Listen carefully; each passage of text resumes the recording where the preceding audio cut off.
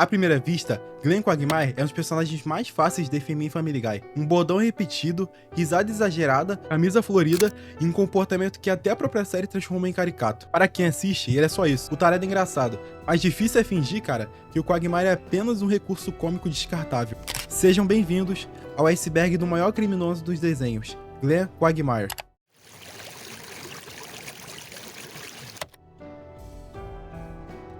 Você já ouviu essa frase aqui?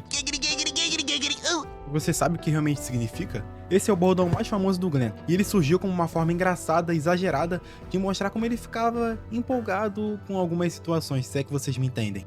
E hoje virou meme, e é um dos sons mais reconhecíveis da animação, e sua primeira aparição foi no 12º episódio da segunda temporada. Resumindo, esse episódio foi aqueles que a Meg era maltratada e jogada de lado pela família, e numa cena um tanto quanto inusitada, ela vai morar na casa do Glenn, e ela pega ele numa situação um tanto quanto, vamos dizendo, normal pro Glenn, né, cara? E ele solta a famosa frase: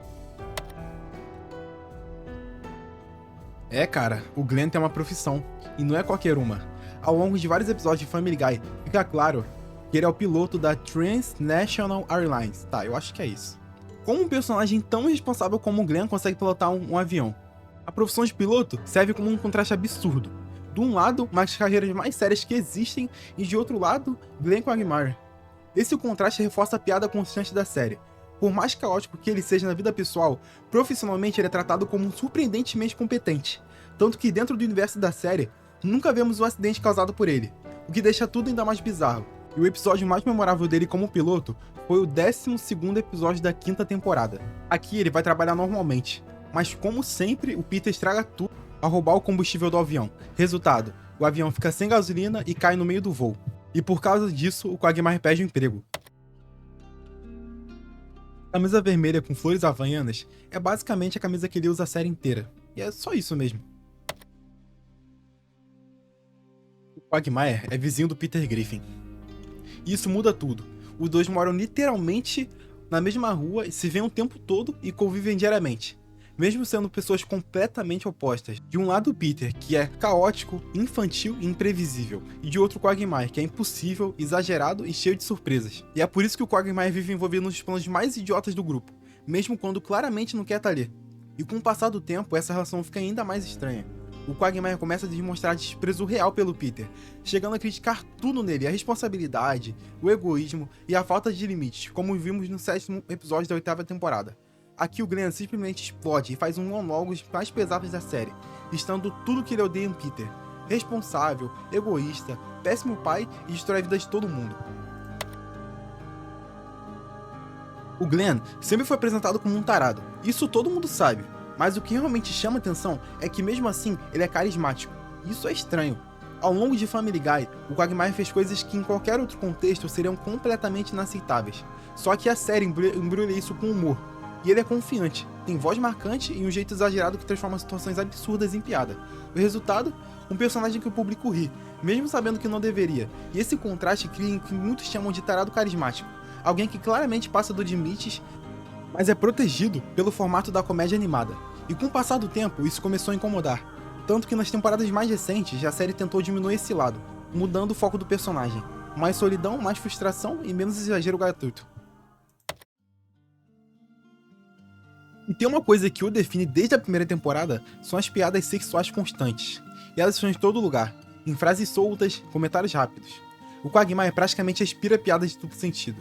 E no começo de Family Guy, isso não funcionava como um choque cômico. A ideia era simples: quanto mais exagero, inesperado e absurdo, maior a risada. Só que com o tempo, esse excesso virou marca registrada. As piadas então deixavam de ser surpresa e passavam a ser expectativa. Quando o Quagmire aparecia, o público já sabia o que ia acontecer. As piadas constantes não servem só pra rir. Elas escondem a falta de profundidade emocional do personagem. Sempre que algo fica sério demais, o Quagmire quebra o clima com uma piada. Sempre que surge o silêncio, ele preenche com exagero. E é quase um mecanismo de defesa. Tanto que nas temporadas mais recentes, a série começa a mostrar o outro lado disso: solidão, frustração, como eu tinha dito antes. As piadas continuam, mas já não tem o mesmo peso, como no episódio 12 da 3ª temporada, onde Glenn se apaixona de verdade por uma mulher e tenta pela primeira vez ter um relacionamento mais sério. O que acontece? Toda vez que a conversa começa a ficar mais emocional, ele sabota tudo com piadas sexuais e exagero. As piadas continuam, mas já não tem o mesmo peso, como no episódio 12 da 3ª temporada, onde Glenn se apaixona de verdade por uma mulher e tenta pela primeira vez ter um relacionamento mais sério. O que acontece? Toda vez que a conversa começa a ficar mais emocional, ele sabota tudo com piadas sexuais e exagero. Tem um padrão claro em Quagmire, ele sempre começa a história do mesmo jeito. Eu conheci uma garota. Não importa o episódio e não importa a situação, sempre tem uma garota nova. Mas isso não é só uma piada recorrente, é um ciclo. O Quagmire nunca mantém relações, não cria continuidade, tudo começa e termina no mesmo episódio. Sempre que parece que algo vai mudar, ele parece com outra história, com outra pessoa, como se nada tivesse acontecido antes.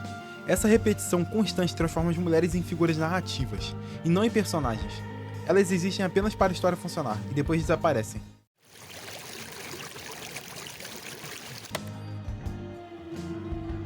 Existe um detalhe que passa batido por muita gente. O Glenn tem 61 anos. Mas se você observar o comportamento dele, isso não faz o menor sentido.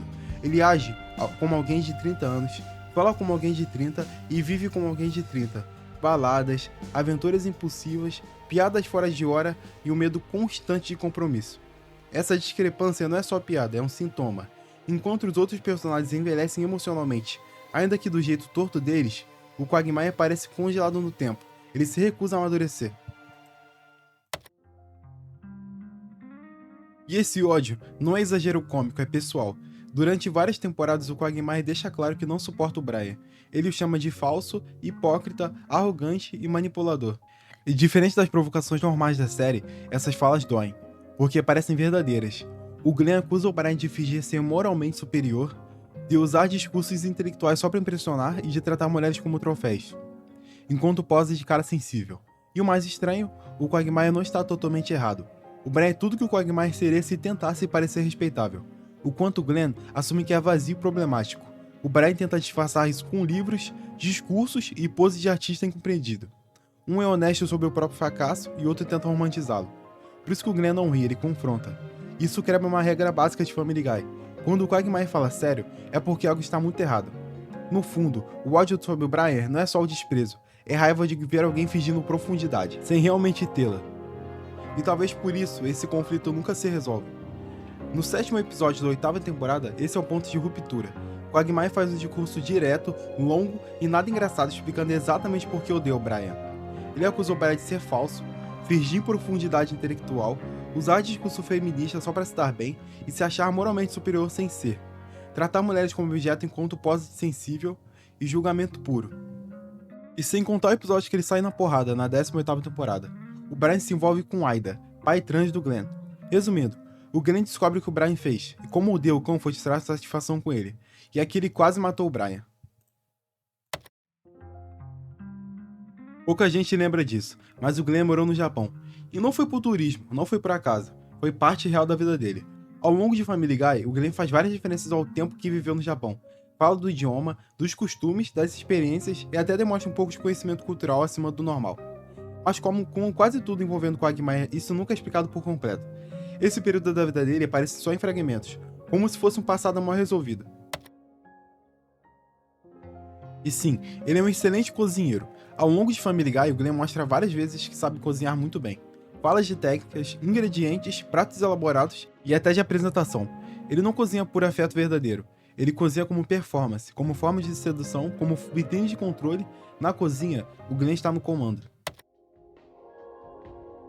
Na 4ª temporada, o episódio 21, começa mostrando o Glenn em mais uma das suas rotinas exageradas, vivendo sem qualquer tipo de compromisso sério, exatamente como o público já espera dele. Mas tudo muda quando ele conhece Joan, uma mulher que à primeira vista parece diferente das outras. Ela é atraente, confiante, direta e demonstra interesse real nele. Algo que foge completamente do padrão de encontros rápidos do Quagmire. Surpreendentemente, o relacionamento avança rápido demais. Em pouquíssimo tempo, Glenn anuncia para os amigos que vai se casar. Peter, Joe e Cleveland ficam chocados. Ninguém acredita que justamente o Quagmire está prestes a assumir um compromisso sério. O casamento acontece quase de forma impulsiva, sem desenvolvimento emocional profundo, o que já serve como sinal de alerta. Logo após o casamento, o clima muda drasticamente. Joan revela que é uma personalidade completamente diferente do que ela apresentava antes. Extremamente controladora, agressiva, autoritária e emocionalmente abusiva. Ela começa a tratar o Glenn como prioridade. Controla seus horários, suas amizades e até sua forma de falar. O Quagmire sempre foi retratado como alguém dominante e exagerado. passa a ocupar um papel de submisso e sufocado, algo totalmente fora do comum para o personagem. Esse contraste gera boa parte do humor do episódio, mas também carrega um desconforto claro. Os amigos percebem rapidamente que o casamento é um erro, mas o Glenn tenta sustentar a relação como se estivesse tentando provar para os amigos que consegue ser alguém diferente. Com o passar do episódio, a situação se torna insustentável. John passa a humilhar o Glenn publicamente e gritar com ele e usar violência física, invertendo completamente a dinâmica que o público espera do personagem. O ponto de ruptura acontece quando o Glenn finalmente percebe que o casamento não é apenas infeliz, mas destrutivo. Para acabar com isso, Glenn e seus amigos fogem à sua morte. Mas quando Peter percebe que o caixão onde Quagmire estava iria ser coberto por cimento, o plano falha. Mas a morte aparece querendo levar o Glenn. John se sacrifica e morre no seu lugar. O mais bizarro é o final do episódio, onde o Glenn pede o corpo da sua ex-esposa para certas coisas. Cara, olha que maluco doente.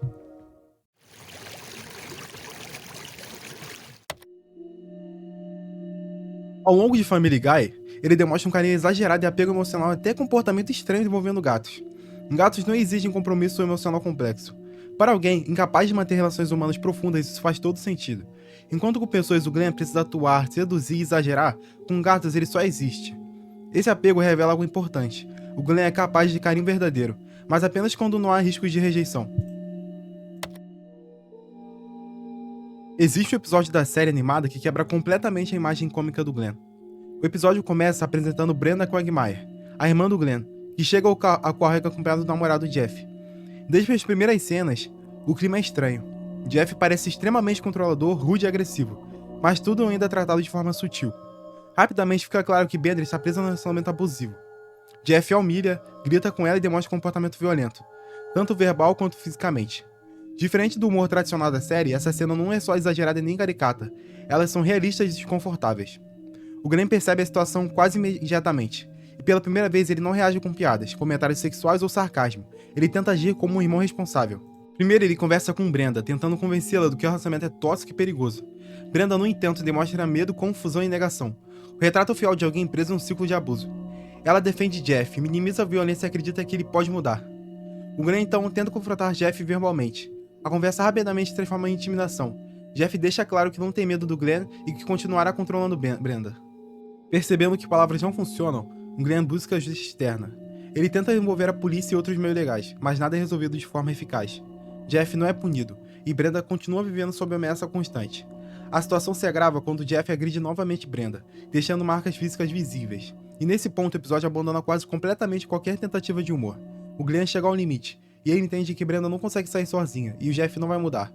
Em um dos momentos mais chocantes da série, o Glenn decide agir por conta própria. Ele confronta Jeff em encontro final, que termina com o Glenn matando o agressor. Após a morte de Jeff, Brenda finalmente está livre. O episódio termina de forma contida, quase triste. Não existe sensação de vitória, apenas alívio misturado com trauma.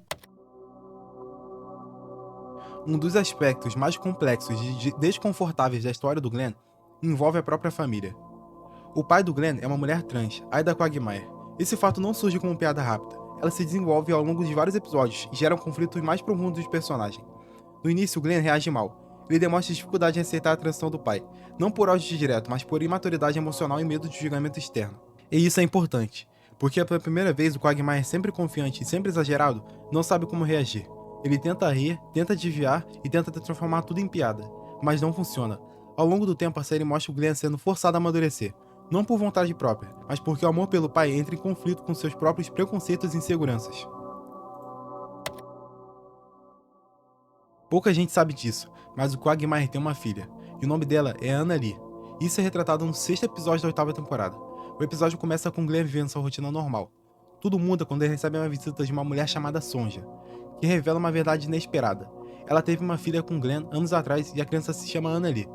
A notícia sai como uma bomba. Glenn entra em choque, mas rapidamente tenta lidar com a situação do seu jeito, de forma exagerada, confusa e imatura. Mesmo assim, ele decide que quer conhecer a filha. Quando o Glenn começa a conviver com Anna Lee, o episódio muda completamente de tom. Ele tenta assumir o papel de pai, mas claramente não sabe como agir. Ele se torna superprotetor, controlador e paranoico, protegendo seus próprios medos no futuro da criança. O Glenn começa a imaginar que, por causa do seu passado promíscuo, a filha inevitavelmente terá uma vida problemática. Ele passa a vigiar tudo: amigos, ambiente, decisões, e não é cuidado, é medo. Enquanto isso, os outros personagens percebem que o Glenn está surtando. Ele não quer apenas proteger a filha, ele quer corrigir a própria vida através dela. O ponto de virada acontece quando Glenn percebe que a sua presença constante está mais atrapalhando do que ajudando. Ele entende que não sabe ser pai e não tem estrutura emocional, e que sua visão distorcida do mundo pode prejudicar a Anali.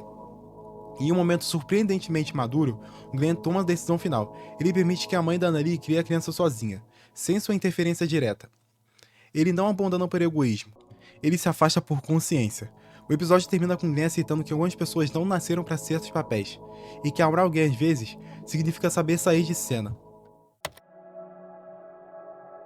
Existe um detalhe na casa dele que muita gente ignora. Glenn possui um quarto secretamente mecanizado, escondido atrás de paredes falsas, botões camuflados e mecanismos automáticos. Esse cômodo não é apenas um exagero cômico, ele é um reflexo direto da sua mente do personagem.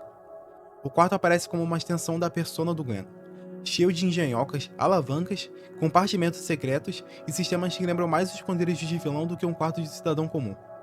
Tudo ali é planejado. Isso revela algo inquietante. O Glenn não vive no improviso como parece, ele se prepara. Pouca gente presta atenção nisso, mas o Glenn tem um histórico militar. Ele já foi mostrado servindo nas Forças Armadas, usando uniforme e falando de missões e mostrando habilidade que não combinam com a imagem de um simples vizinho tarado. E o mais inquietante, a série nunca explica isso direito. O passado militar do Glenn aparece em fragmentos, e sempre como uma piada rápida, mas sempre interrompido por humor sexual. Mas se você juntar as peças, surge algo muito mais sombrio. O Glenn demonstra facilidade com armas, sangue frio em situações extremas e obediência automática à hierarquia. E uma capacidade estranha de desligar emoções. Tudo isso aponta para alguém que viu coisas demais.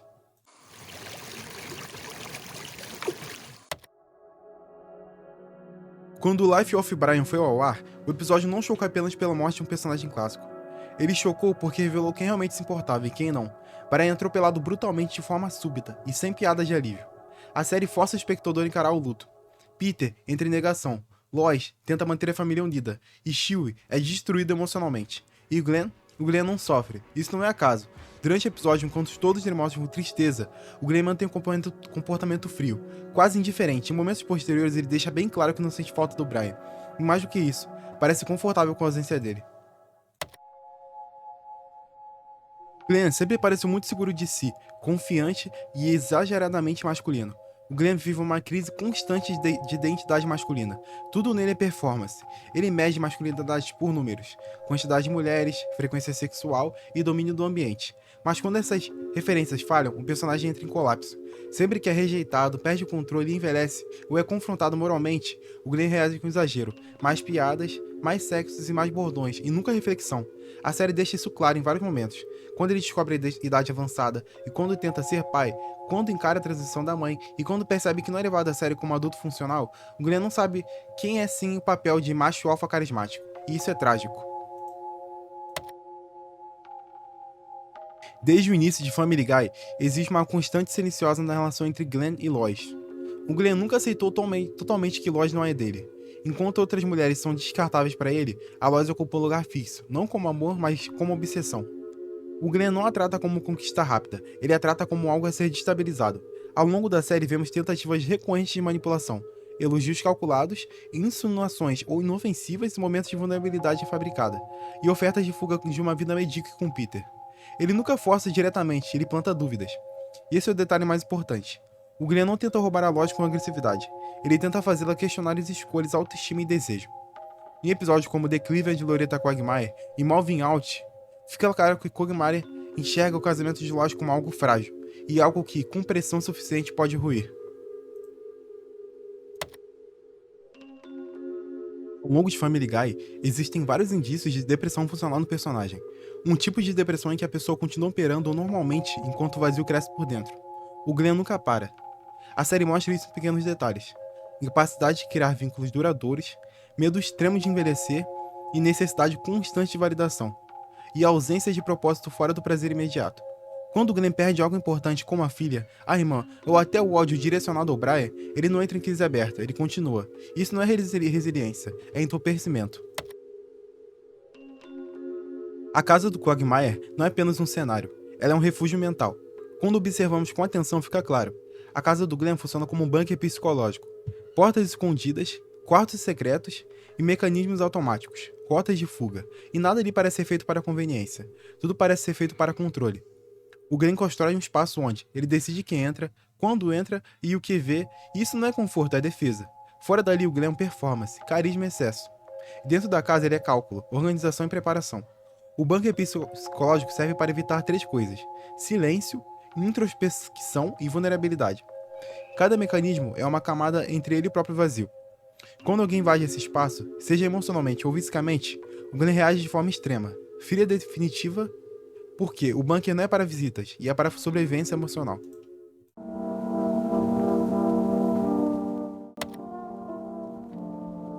Para quem não sabe, essa sociopatia refere-se a indivíduos com transtorno de personalidade antissocial, que conseguem manter vidas aparentemente normais, como empregos estáveis, casamentos e sucesso profissional. Ao contrário da imagem comum de criminosos impulsivos, eles usam charme e manipulação sutil para disfarçar a falta de empatia e remorso, visando interesses próprios. Glenn apresenta indícios claros de sociopatia funcional. Não aquela sociopatia de vilão de filme, mas a mais perigosa de todas, o que passa despercebida. O Glenn domina um charme superficial como ninguém. Ele sabe ler pessoas rapidamente e sabe o que dizer, quando dizer e como dizer. Ele não conquista por impulso, conquista por cálculo. Isso não é paixão, é estratégia. Ao longo da série, ele demonstra uma empatia extremamente seletiva. Ele entende emoções, mas raramente as sente. Quando alguém sofre, o Glenn não reage com compaixão automática. Ele avalia se aquilo merece atenção. E por isso que quando o Brian morre, ele não demonstra luto. Não porque ele seja cruel, mas porque ele não vê valor emocional ali. O Glenn não sente culpa por isso, e esse é o ponto central. A ausência de culpa é um dos traços mais marcantes da sociopatia funcional. Ele não se pune internamente, ele não entra em crise moral. Ele não se questiona profundamente, ele segue. E quando algo grave acontece, o Glenn não colapsa emocionalmente, ele age frio, direto e sem catarse. Isso aparece quando ele lida com violência, quando toma decisões extremas e quando corta laços sem olhar para trás. Relacionamentos, para o Glenn, não são vínculos, são estímulos. Pessoas entram e saem da vida dele sem deixar marcas duradouras. Não porque ele seja incapaz de afeto, mas porque ele não depende dele. Até mesmo seus raros momentos de humanidade, com a irmã, com a filha e com a mãe, não duram, eles surgem, resolvem uma tensão específica e desaparecem. Isso não é redenção, é funcionalidade. Isso fica claro em episódios como Scream of Silence, The Story of the Brenda, temporada 10, episódio 3, o Glenn mata o agressor da irmã, e o ponto não é a violência, é como ele reage depois, sem choque, sem colapso e sem crise moral. Ele resolve o problema e segue a vida. Isso é tipo de alguém com desligamento emocional, ação sem catarse, ausência de ruminação moral. E também no episódio Match the Carol Myers, na 5ª temporada do episódio 18. Glenn tenta constantemente desestabilizar a voz, mas nunca força, e nunca explode, e nunca perde o controle, ele planta ideias. Isso mostra manipulação emocional calculada, charme instrumental e paciência estratégica. O purge de Quagmire acontece quando todas as camadas de performance caem ao mesmo tempo. Quando o sexo já não distrai, o humor já não funciona e o controle começa a falhar. Nesses momentos, o Glenn não explode emocionalmente. Ele executa, sem drama, sem discurso e sem arrependimento. Isso fica evidente em episódios como Scream of the Silence, como eu já falei, onde o Glenn resolve a situação com a irmã de forma definitiva. E não há catarse e não há trama visível, o problema surge e deixa de existir. Isso é o purge. Não é fúria, é limpeza. Durante boa parte de Family Guy, Glenn é tratado como exagero. Tudo nele parece propositalmente absurdo demais para ser levado a sério. Mas quando se observa o conjunto da obra, o exagero começa a formar um padrão, e o padrão aponta para algo inquietante. Glenn não opera com limites morais fixos. Ele não age a partir de princípios universais. Ele age a partir da conveniência interna. O que é certo ou errado para Glenn depende apenas de uma pergunta: isso me serve agora? Essa ausência de um código moral consciente aparece em toda a série. Ele pode ser gentil em um episódio e brutal no seguinte, não por contradição, mas porque não existe um eixo moral central. Quando alguém sofre, o Glenn não reage de forma com uma empatia automática. Ele avalia a situação, decide se aquilo merece ação, e então age ou ignora. Isso explica por que ele consegue tratar pessoas como descartáveis, manipular emocionalmente quem seja, cruzar linhas que outros personagens jamais cruzariam, e ainda assim funcionar socialmente. O Glenn não se vê como um vilão, ele também não se vê como um herói, ele se vê como alguém que resolve problemas. E se resolver um problema exige violência, mentira ou eliminação, isso não gera conflito interno. Essa inexistência de limites morais fica explícito quando Glenn age de forma definitiva e segue em frente como se nada tivesse acontecido. Não há arrependimentos, não há reflexão e não há peso emocional duradouro. A moral para ele não é um sistema, é uma ferramenta. Como no 9º episódio da 9ª temporada, ele transforma um relacionamento abusivo em competição masculina. Glenn participa de jogos psicológicos, manipulações e humilhações como se fosse esporte. Nenhum limite emocional é respeitado. Ao longo de Family Guy, o Glenn menciona rapidamente situações que não envolvem apenas sedução ou consensualidade duvidosa, mas controle, posse, transporte e desaparecimento de pessoas. E o detalhe mais assustador, essas falas nunca são tratadas como exceção, elas surgem como algo rotineiro. O Glenn frequentemente comenta que conhece alguém de outro país e trouxe alguém de fora, e tem mulheres que não podem sair. Mantém pessoas em ambientes isolados, possui quartos, porões e mecanismos ocultos. Nada disso é explicado, e nada disso é questionado. E sobre esse tópico, tem um episódio que quando o Quagmire bateu seu carro em uma casa, várias asiáticas saíram da sua porta-malas. Estranho, né? Bem esquisito. E bom, chegamos no final do vídeo. E antes, eu queria muito agradecer as pessoas que comentaram e curtiram no último vídeo. E também quem se inscreveu no canal. Bom, eu pretendo fazer 2 vídeos por mês. Então quem quiser continuar me apoiando, deixa o like, compartilha o vídeo e comenta também qual iceberg você gostaria que eu fizesse. É isso, valeu, galera, tamo junto. Fui!